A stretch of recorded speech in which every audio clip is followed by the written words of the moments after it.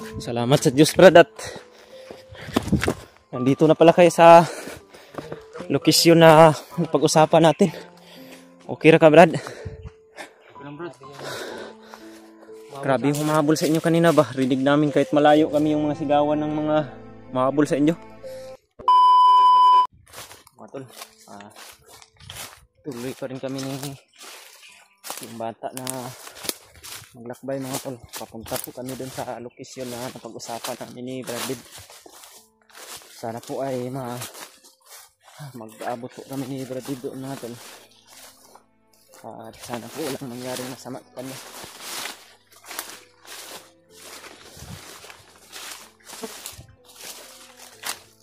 Dito rin po mga tol, kasama ko rin po yung bata.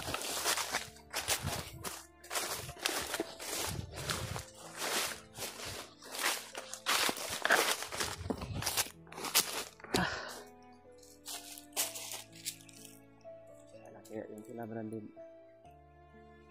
hindi pa rin po kami nakaabot dun sa location na napag-usapan namin mga tol. Sana po ay naligaw po ni Brandon yung mga kalaban at kumagat po sana sa aming mga plano. Sa ganun po ay makababa po kami ng maayos nang wala na pong kalaban na sumusunod sa amin. Dahil nahihirapan po talaga kaming makababa pag ganito yung sitwasyon na mayroon pong sumusunod lagi.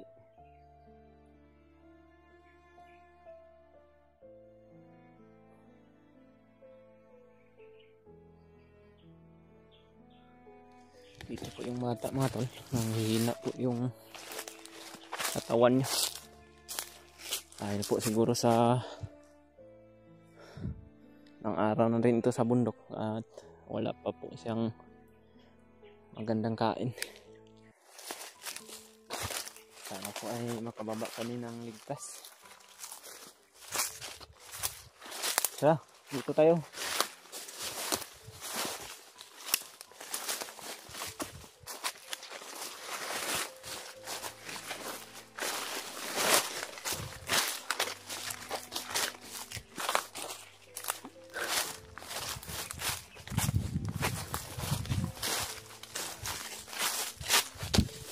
Masid muna tayo sa paligid.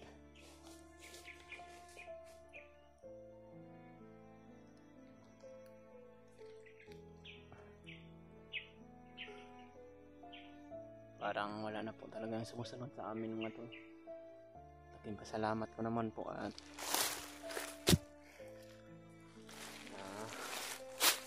parang kumagat po talaga yung mga kalaban sa plano namin ni Brad Dave.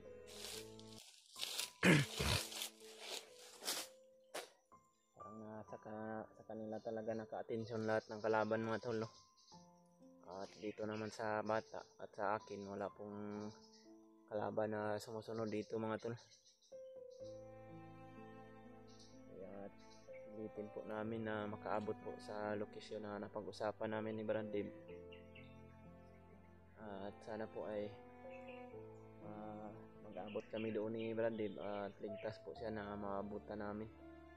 Kung siya man yung makauna doon o ako man, maghihintayan po kami mga tol. Dahil yan po yung napag-usapan namin. At sobrang delikado man po yung desisyon namin mga tol. Planado na po talaga namin ito ni Brad Dave kagabi pa man. At saka inulit po namin kaninang umagang araw. Sa ganun po hindi po pumalpak o sana po hindi po pumalpak ang mga plano namin. Magkita po kami sa pag-usapan naming lokasyon na walang mangyayaring masama sa akin man o sa kanilang dalawa ni Santa Chloe at dito rin po sa bata na dala ko ngayon. Dahil kailangan po talaga na mababa namin ito mga tol. Para mauwi din po namin to sa kanila, sa mga magulang niya o sa bahay Manila. Madala po namin siya doon. Ang maligtas at baka sobrang nag-alala na po talaga yung mga magulang niya siguro. Hindi po nila alam na kung saan yung anak nila ngayon. Nandito pala sa bundok at nabihag pala ng mga bandidong grupo. Kung hindi po sana nakita ito ni Brad Dakloy, siguro napakain na siguro ito ng ahas ni Commander Magnot. Kaya taking pasalamat din po talaga natin kay Brad Dakloy mga tol. At nakita niya po itong bata at alam niyo, binalikan niya po talaga o ginawa niya po talaga ang lahat para po maligtas po ito mga tol.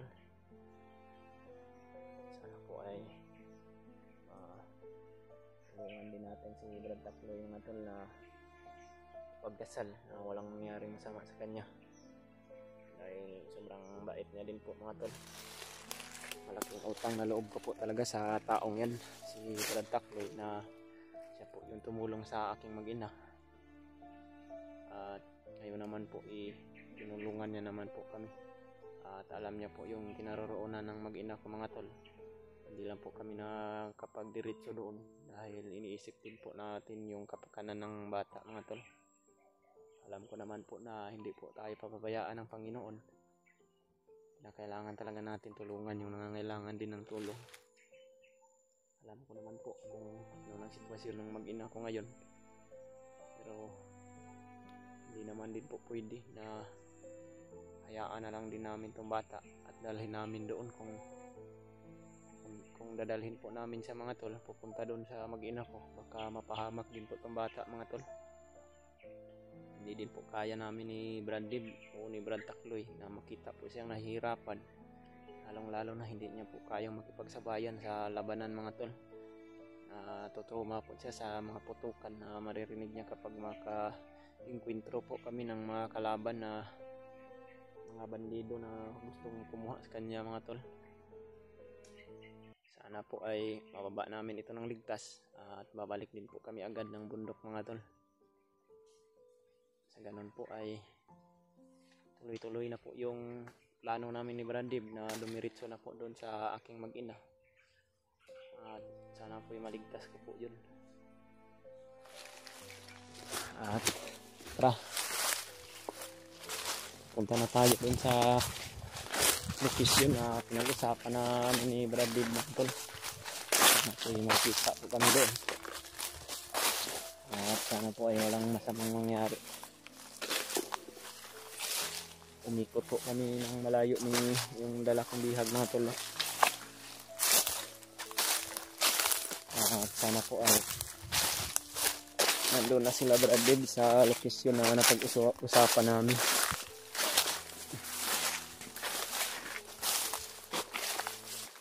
Dahil pag makita po namin si Brad Dib mga tol, diretso na po kami sa lugar na aming dadaanan. At doon po ang sabi ni Brad Dakloy na malapit na po daw yung kalsada doon. At doon po kami lalabas para po makababa po kami ng bayan. Malapit na po tayo sa lugar na pag-usapan namin ni Brad Dib mga tol. Uy, nandito na pala sila Brad Dib. Brad, salamat sa Diyos Brad at nandito na pala kayo sa lokasyon na pag-usapan natin. Okay ra ka Brad? Grabe yung humahabol sa inyo kanina ba? Rinig namin kahit malayo kami yung mga sigawan ng mga mahabol sa inyo. Yan po mga tol, success po yung mission na ginawa namin ni Brad Dib. At ano po Brad, wala na ba yung mga kalaban na sumusunod sa inyo Brad? Naligaw na namin Brad. Parang wala naman din po yung mga ingay nila no? Nakausap mo na yung bata Brad? Hindi ko pa pinakausap Brad dahil parang natutruma ito sa mga putok ba. Pero nakuha na natin yung pagkagabi. Yung parang tracking device ba yun o pang detect ba yun ng mga kalaban para makita nila kung saan matatagpuan yung bata. Kuha po namin sa kanyang damit dahil mayroon din po kasi mga supporter na nagsasabi na baka po mayroon silang yung palagi na sundan kami kasi Hindi naman po at natagpuan din namin sila dito nasa aming lokasyon na pag-usapan mga tol. At salamat po talaga sa Panginoong Diyos at sa mga dasal nyo din po. paano ba? Kasi yung putok kanina ba? Akala ko tamaan kayo no. Sobrang lakas yung putok na yun Brad ba? Kaya hindi ko kayo na kita na tumakbo kasi biglaan yung kan ba? Putok. Napakalakas. Yanig yung lupa. Akala ko nga kayo yung tinapunan parang granada yun Brad ba? Kanada ba? Sobrang lakas kasi. Bomba ba? Naawa Kita nga kayo ako ni sa... Bantakloy na tumakbo daw. Pinabos-bosan yung pangamba ko. Brad, matutuwa ba yung sabi mo Brad na itong lokasyon na ito na napag-usapan natin malapit na yung karsada dito? Brad, mga dalawang oras na yung nakarin bro. Tinanong ko sa'yo, Brad. Talagang ligtas ba yung dadaanan natin na patungo doon sa sabi niya na ko? Ligtas tayo doon Brad. Doon ko baka may nakaharang doon mga bandido ba? Pero yun yung daanan na shortcut. Makababa tayo sa bayan kaagad. Tangin, mga dalawang oras lang maglalakad doon. Baka yung mga nakaharang doon. Kung 2 oras, di tayo mag-video doon. Pupunta tayo doon patungo. Mag-video na lang tayo pag malapit malapit na tayo na lang tayo sa karsada. Hindi tayo mahalata nila ba? Safety na natin ba? Masafety din natin itong bata na to at si Brad Takloy. Sa katawan niya, sa damit niya. Hindi naman tayo nasusundan nito dahil wala na yung inilagay nila sa katawan ng bata. Yun talaga yun. Natanggal na po namin ni Brad Dim kagabi. At yun po talaga yung pakay namin. Si Brad Takloy po yung pinahanap namin sa kanyang damit. At nasa bandang likuran po nakalagay mga tol. Dito po sa hawakan niya. Maganda po ang pagkalagay at wala pong pilo dahil tinahi po talaga nila ng maliit lang po mga tol. Pinasok nila sa loob ng damit ng bata para hindi po namin mabantayan. Dapat talaga kami mga tol kasi ano yung gawin namin malayo. May sundan pa rin kami ba? Kasi namin yung Brad yan. Patingnan kayo Brad ko yung katawan ng bata. Ang plano natin Brad, handaan tayo sa handaan tayo. Tapos pag dating natin doon sa unahan, makakita tayo ng mga kalaban. Hindi na lang tayo mag-video. Gamor tayo. Para makauwi tayo ng maaga ba. Dahil mga 2 oras pa po daw yung lalakarin namin mga tol. Sana po yung pag-uwi namin wala pong masamang mangyari sa amin.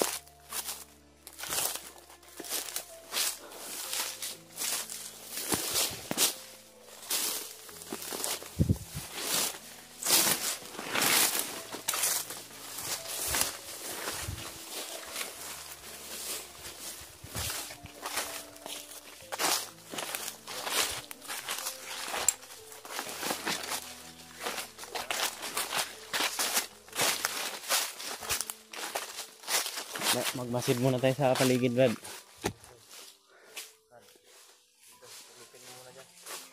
Silipin mo muna dyan Brad.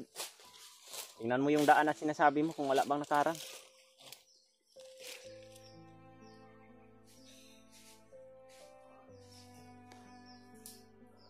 Okay ra ka day? Salamat ka sa mga nagdasal sa'yo na makauwi tayo ng ligtas.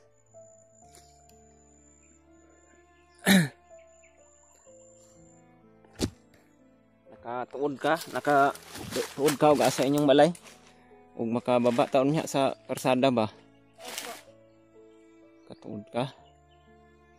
Hindi lang natin sasabihin yung lugar mo para hindi tayo masundan ng mga bandido, pero Alam niya po daw yung lugar nila mga tol dahil kay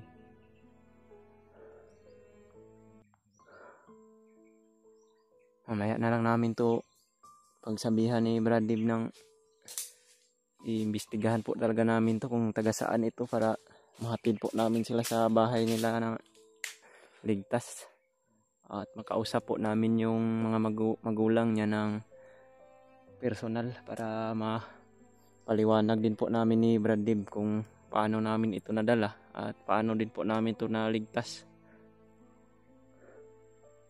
Yun po yung gagawin namin mamaya mga tol. Okay ra? Walay kuan dito. Tara.